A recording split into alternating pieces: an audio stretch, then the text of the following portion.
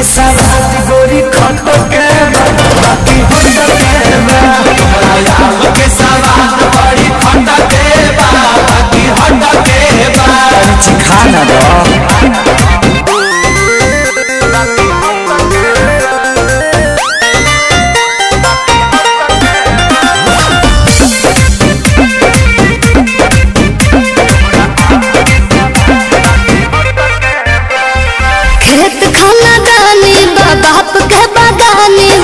बगाने के आम बा लेला भर झोरा सस्ते ही दाम बा।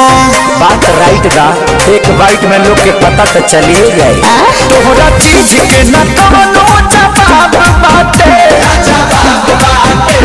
हिसाब बाटे।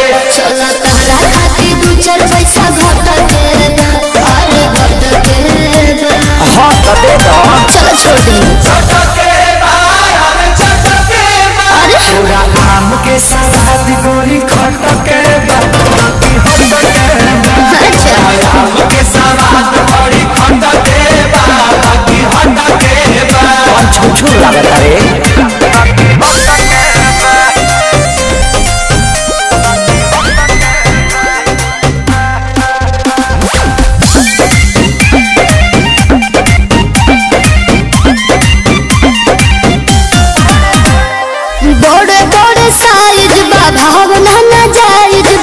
सौदा बापा करना कांच बा।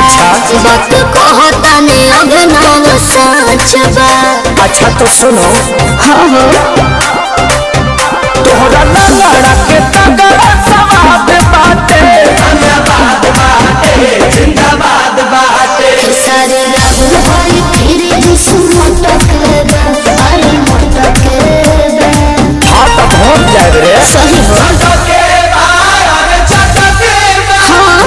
आम के सवाद गोरी खट के बाकी होट के आम के सवाद बड़ी खट के बाकी होट के